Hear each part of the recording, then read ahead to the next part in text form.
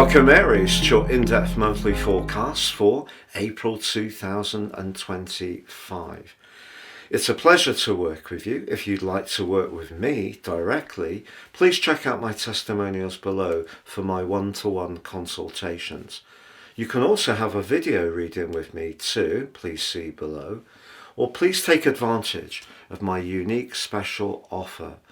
My combination reports of your life roadmap and also your 12-month transits give you an opportunity to understand the patterns that are played out in your life so far, but also get a much more intimate understanding of them, but how you can work with these in terms of the upcoming months, the next year, in order to time your moves really succinctly, when to hold off and when to go for it. And there is 30% off. Please see the link below for more. Now Aries, as you come into this month, the potency of the solar eclipse which occurred in your sign on the 29th of March is still manifest.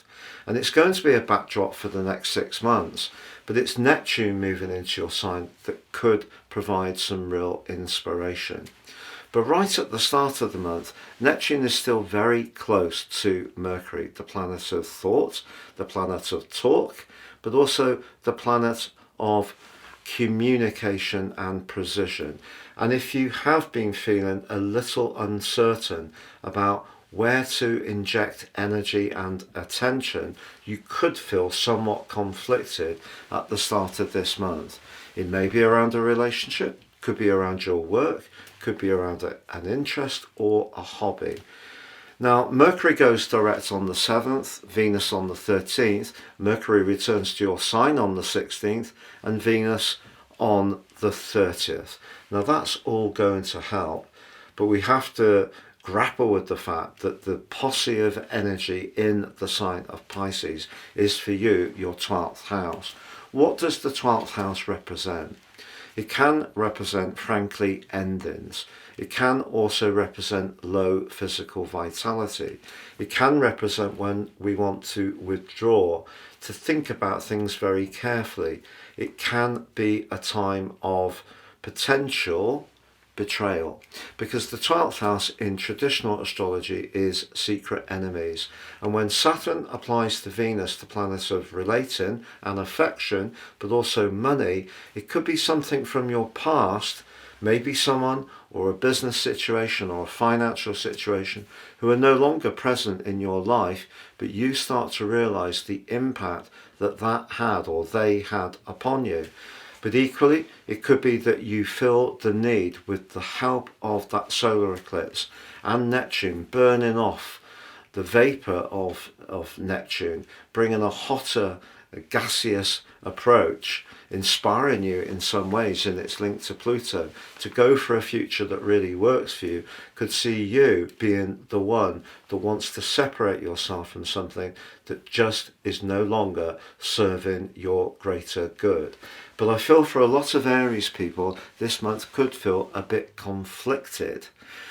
But that doesn't mean to say there aren't opportunities, and the Sun in your sign starts this month broadly in a very positive angle to the planet of fortune, Jupiter. In fact, through the first 10 days of the month, they're in touch. And if you are feeling much more settled, and you can use the Pisces energy just to be in touch with your instincts, your actions can be very direct, bold, and dynamic with the help of the Sun and its link to Jupiter. But that brings us to the full moon of the 13th. And it's a full moon which is squared off by your ruler, which since the 6th of January has been in a retrograde through to the 24th of February in the feeling sign of Cancer. But that may have seen your emotions be very sensitive, and at times you may have found yourself somewhat triggered by events that in the past you may have turned the other cheek to. So this is a full moon which is not easy.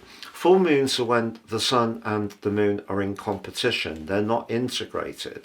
So having Mars there as an agent provocateur is not easy. So in any relationship, if it feels that someone's not being very sensitive or attentive to you, it could be something that's very triggering, but then you may receive a triggered response from someone else.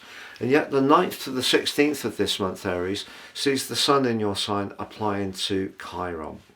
Chiron in Aries is very much to do with identity.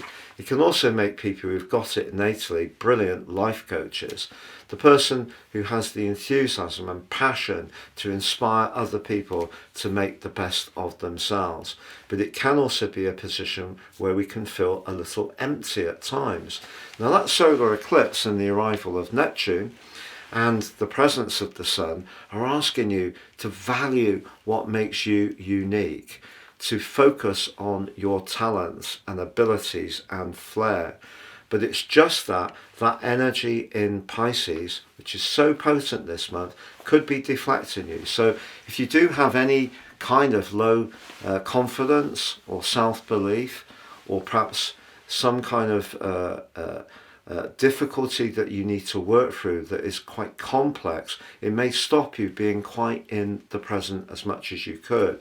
So the sun combination with Chiron is very interesting. It's certainly a window of opportunity. But on the 13th, Venus going direct in a sign that it does like being in, it's exalted in Pisces, is a good news story, but not as good as Mars, your ruler, firing its way into Leo on the 18th. Hasn't been there since the 6th of January, but even then, from the 6th of December, it was in retrograde. It was last in a positive place for you from the 6th of November to the 6th of December, but it moving back into the sign of Leo could spark your desire to socialise and give you a lot more self-belief in terms of showcasing your talent and charisma, but it is clashing immediately with Pluto. So it's important to understand that although Mars links back to Neptune in your sign very well, suggesting your instincts can guide your moves, particularly romantically, if you're wanting to break free of a relationship which is not working, or break free of someone around you who tends to be very draining energetically from you, don't expect them to just make way easily. There could be some politics, but your desire to go for what you want can be absolutely incredible around about the 18th of this month. But that brings us to the 19th. The sun makes its way into Taurus. If you have been working away at an exciting new plan or energizing something that's an ongoing strand that means a lot to you, what you can start to see with the sun in the sign of Taurus is the foundations of that start to build up. It's just that it too is challenged by Mars. So Mars continues to be quite the potent influence, even if it moves into a better location for you. But the angle between Mars in Leo and the sun in Taurus could make you much more impulsive in terms of your love decisions, but also in terms of your spending decisions. And even if you're someone who's trying to be a bit canny about your resources, that's a very speculative, risk, open to risk aspect, the sun squaring with Mars across the 2nd and 5th house with Mars in Leo. So just be conscious of that. But it is true that you have an opportunity to, by week 3 with the sun squaring off to Pluto, you have an opportunity to think, how do you use your resources in a way which is good for your long-term future? So don't be too rash in terms of any decisions that you might make, because some people would say that you are someone who can be very impulsive. You know, if something really speaks to you, you have the confidence to go for it in the blink of an eye. Well, actually, I think that's one of the greatest qualities that you possess. And talking of more sexual attraction, just be aware from the 6th to the 30th, the square between Black Moon, Lilith and Pluto suggests that if there's someone you're finding rather irresistible in your friendship circle, that could have implications for that friendship or the view of other people if they find out. So there is a lusty vibe to the second half of this month. So if you are working your way from a relationship which has become heavy weather, a little bit limiting, perhaps hasn't been particularly happy, there could be a situation where you may find yourself tempted to connect to someone in quite a quick and exciting way, but just be conscious that there could be some implications, some consequences from that. But the 27th sees a new moon in Taurus.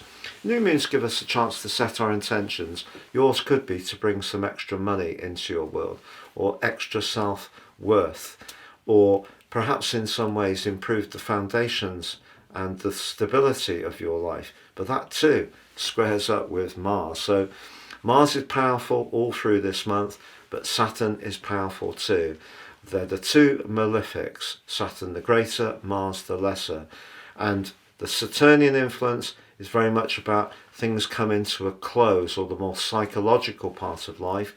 And the Mars influence initially is emotional, and then it's much more to do with that part of you that does like to be much more gung-ho.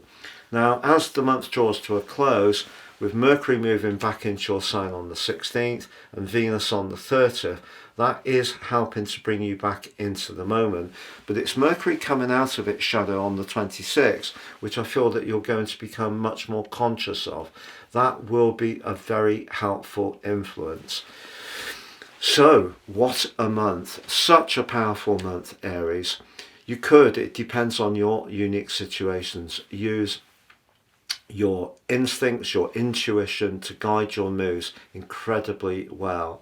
But there could also be some complications to do with people who may not have your best interests at heart. It's not the best of months to be too open to people you don't know very well, or who you don't trust, or people who you know to be a little bit loose with keeping people's confidences. You know, there are people that we can rub along with at a certain level who have just got quite a knack of squirreling little tidbits of information from us. Be much more guarded around those kind of folks this month. You can be decisive about your individual hopes, but you have to stay in touch with your deep feelings and perhaps work through some blockages or inhibitions that may initially try to hold you back. Have a great April. Take care and all the best. Please do check out my new website at www.patrickarundell.com. There are so many amazing new additions to this.